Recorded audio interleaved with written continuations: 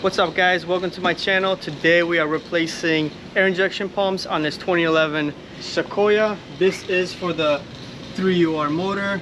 This is the harder one to do because the valves are actually located on the intake manifold on the back side, so all that will have to come off. And the pumps are actually located down here. They run through here, they go into this fender, and here are your two pumps, 1, 2. There's a little snorkel for it, so all this assembly will come out together. This fender, you're just gonna pull on it and pry it down.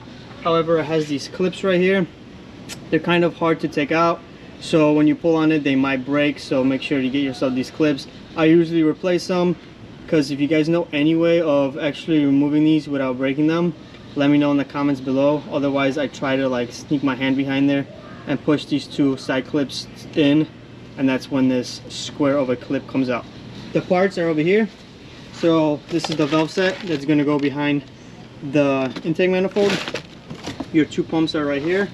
Some gaskets, intake, two intake manifolds, one, and some gaskets for the valves. And then they have this redesigned snorkel. It has this little cover on top. Is this plastic cover that prevents water from coming in. This is the TSB right here. It's for the secondary injection systems for any of these following codes, because what happens is water gets in there, corrodes it, shorts it. A lot of things can happen. Actually, things inside the air pump can actually break apart and then get sent into the valves. The valve set, which is this right here, can get corroded because water is getting in there. So a lot of different things can happen. So in this case, this Sequoia has that code right here, as you can see. So we are gonna replace it. We are gonna start by removing the intake manifold. This is the hardest one, so I want to start with this and get it over with because it's located in the back, so it's kind of hard to reach, especially as a truck, so you're gonna have to walk around. So airbox, cover, intake manifold, couple clips, couple hoses, we'll get that out of the way, and then you guys will see the back side of this. So let's do it.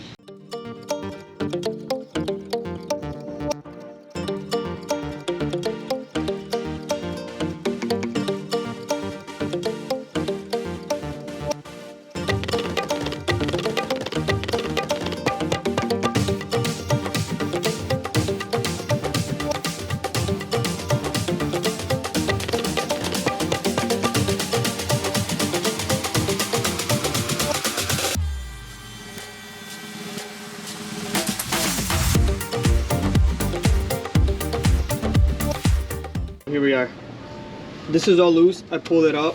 I am going to remove these 4 10s right here and move the throttle body to the side, just because it has coolant lines right here. If you want, if you don't have this gasket, you can actually just kind of clamp these off. I was going to originally, but this hose is really hard, so I don't want to clamp that because I'm afraid that it would actually break because how old it is. So I'm just going to take off this throttle body with the 2 10s, put it to the side, and then we'll be able to remove the intake manifold over.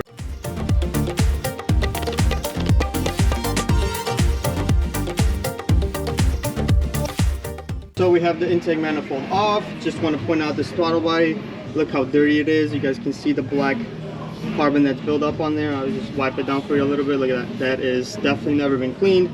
I will clean this just because I have the battery disconnected over there, which will reset this throttle body, which will most definitely idle very rough, if it can even idle.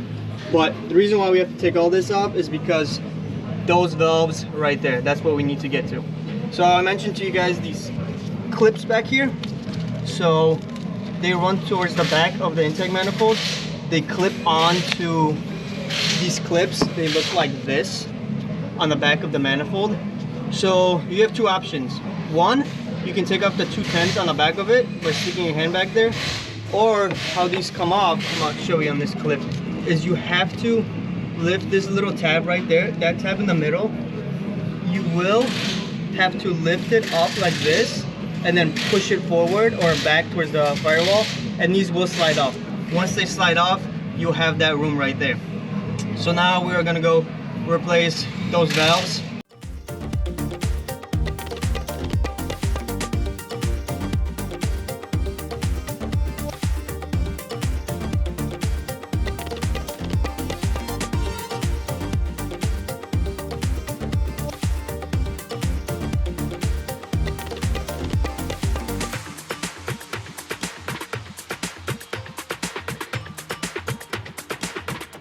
two things. One, make sure to plug up these intake ports. I got carried away with the video and actually forgot. The reason why is you don't want anything falling in there when you're not paying attention, and that goes straight to your valve, so you can only imagine what's going to happen. And two, we got that side of the ports removed, the pipe that goes in here, and now we have to get this side off. So I got the back bolt off. However, this front bolt typically will not come out. I don't know if you guys can see in there. It is pretty close right to the head. So when you try to take it off or put any sort of socket on there, you can't, because it's preventing you from putting it on there. So you're supposed to remove those pipes, but you don't have to. Removing the pipes is a lot more work because you're gonna have to remove both sides. You can slide it straight out. However, you will need a 10mm wrench, and you're pretty much gonna slowly rotate it till it almost hits the head. Pretty much what happens is the threads will actually come out from the valve assembly, so you can slide it out and the bolt will just stay in that pipe, so you don't have to take that pipe off. So let's see if I can get a good angle for you guys of me taking it off.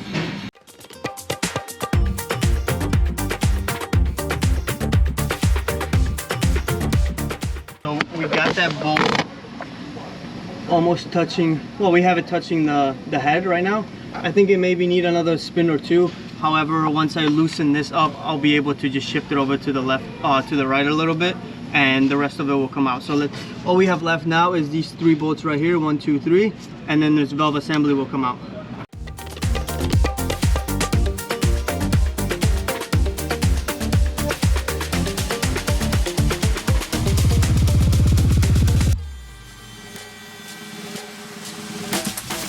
Here it is, we got it out. So once you have this one loose, that final bolt that sits right there, you're kind of able to push this back a little bit and the bolt will slide out. So once you're at that point, just wiggle this around and you will find that that bolt will stick away from the head and you'll be able to take it out like I did. So this is the hardest part of the job, and we have it out. Now the second hardest part is putting the new one in.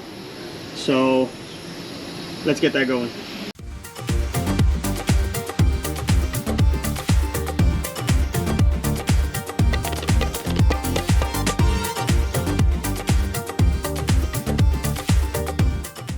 I got everything installed. It's a hard angle to get it on video, so I went ahead and installed it. A quick tip to get this side on is actually to do the back bolt in first, line it up, slowly tighten it so at least the holes will line up, and then you will be able to get this one lined up, and then you're gonna go back to this side and install those 3 bolts, clips, hoses, and then secure this bolt back down, and that's how you get that guy back in. So this is the hardest part of the entire job, and you do have to kind of get up in this engine. I actually used this battery as a step at one point just so I can get a better reach to the back bolt. It's not comfortable, so if you do have back problems, I suggest that you not take this job on, because I mean it requires you to be in some uncomfortable positions for sure. But that's in, so all we got to do now is put the intake back on with the new gaskets. We're gonna clean the surface up a little bit so there's no debris on it. As you guys can see, there's stuff on there, so we're gonna clean that up so we have no leaks on that. But one last thing I almost actually forgot, don't forget to put this back in, and we're gonna have to I think it goes like this, so we're gonna line that back in there. We got that in, sits like that. The 3 tools that you will need for this job to get that bolt is a 1/4 inch ratchet. It has to be a flex head because you will need angles like this to get back there. So it does need to be a flex head like this. Otherwise, I mean, you can do it, but it's going to be a lot harder. Flex head is the best bet for it. You need a 10mm wrench. This is a shorty, but it can be a regular. It's for that bolt here to start loosening it up. And most importantly, you will need a magnet, because I've done this job many times, but I dropped that bolt at least twice.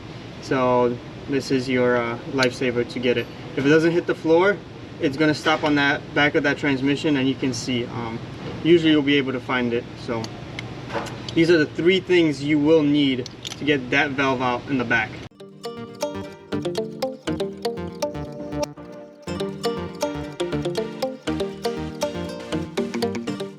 for the intake manifold, we're going to replace this throttle gasket right here, and then on the back side here are your intake manifold gaskets 1 and 2. So we're going to replace those, and then we're going to install the intake back on the engine.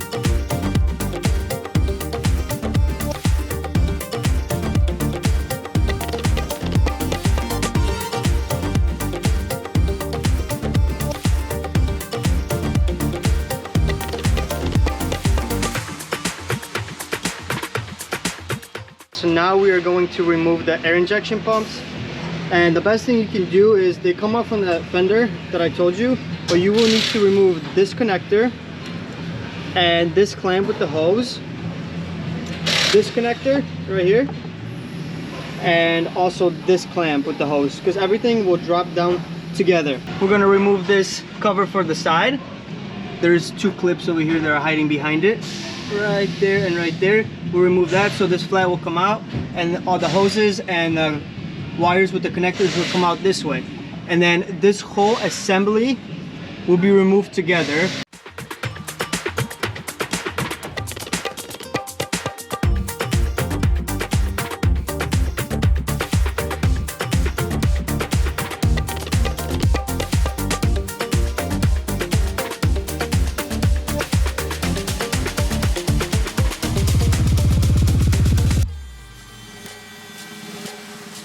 So here is the air pump assembly.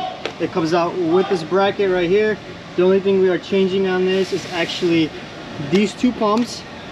It comes with this new snorkel that has that new fitting to prevent water from coming in, and the hoses stay, and they don't give you anything else.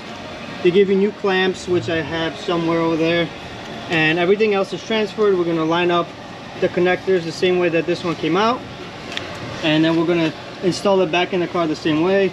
So right now we're going to disassemble all this and install these new pumps with that snorkel.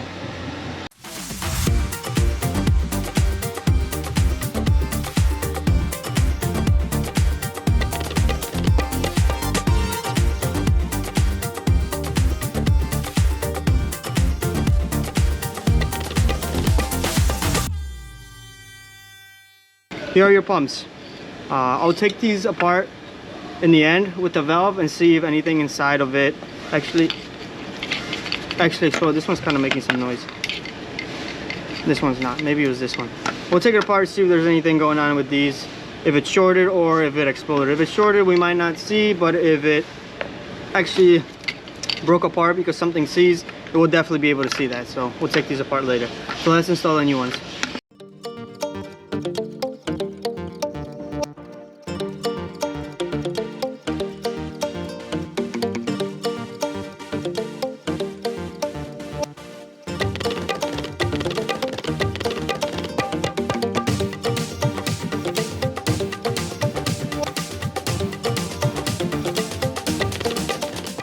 So we have that new assembly right here, new pumps, new snorkel. One last thing before you guys put it in, when you guys have these clips for these clamps, especially this one right here, make sure that that clamp is sideways over here. Reason why, if you leave it the way it is, this part does move. Sorry, reason why is this part does move. So if you leave that clamp right there, this hose will slowly start rubbing through that clamp, and then you're gonna have a leak, and then you're gonna have another air injection pump in, you know, whenever it decides to rub through. So just move it to the side, won't have that issue.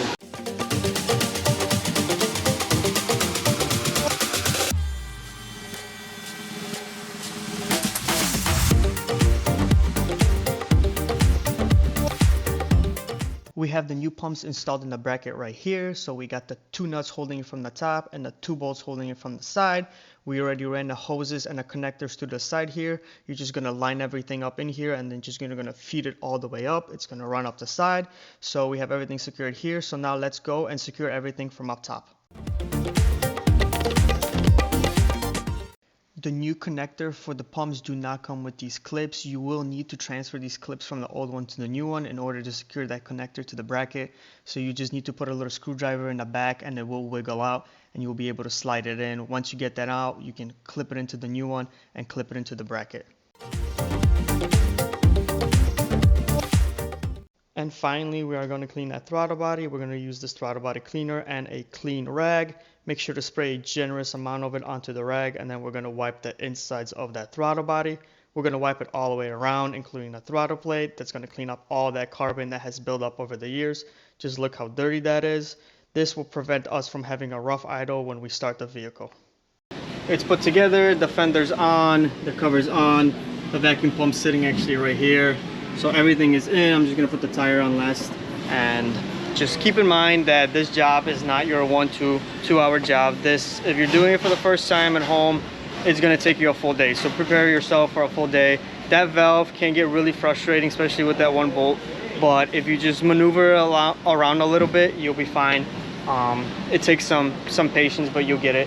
So you can do one, but not the other. But more than likely, this pump sucks in water and then it'll send it to the valves where it can rust it, then the valves will get stuck, corroded. So if you want to try replacing one and not the other, and then the code comes back, then obviously do the part that you didn't replace the first time. So these parts can be really expensive, so I can understand how you would want to do one, not the other, if you want to give it a try. If not, you're always going to be recommended both of them, just for the sake of it being a TSB, so Toyota knows about it, that these two are corresponding to each other when water gets obviously introduced into the system where it's not supposed to. So that's why there's that TSB, and they want you to replace both of them. But like I said, if you want to do it by yourself at home and you want to try one, not the other, because it can be kind of expensive, you guys can try that. And like I said, if one didn't fix it, replace the other one too. So before we finish the video, we are going to take those pumps and those valves apart, and we're going to see if there's anything wrong with them or if they internally shorted. Okay, so I have the pumps and then the valve over here disassembled. It is just a bunch of 25 Torx holding it together, and actually for the valves I had to use a hammer to hammer them apart because that one was stuck in there pretty good. So that wasn't a good sign right off the bat. So pumps, here is a good one. You can see how it's nice and clean. Here you see that white stuff, that's all corrosion. That is water that has gotten into here, so it is probably, this motor is internally shorted. So this is what you will see. On top of that, sometimes this, for now it spins, but sometimes it actually seizes, will break apart and it will send it through the tubes into this valve. However, there was something in here, you can see this little like foam that got sucked into these valves, which have horrible carbon on them. It's actually here inside. This is the bottom side of the valves. They are actually absolutely caked, both of them. I won't be able to see with the camera, but inside of there is like a little valve. It opens and closes, and it has a bunch of this stuff that's sucked into there. So that could also be causing a restriction, keeping the valve open and whatnot. So the fact that we did both of them is a good thing, because I don't think one was going to fix it without the other. So that is most definitely corroded, water intrusion. This one seems okay. The valves are absolutely caked up and they have stuff inside of it, which is never a good sign. So if you guys enjoyed this video, smash the like button at the bottom and don't forget to subscribe. Till next time.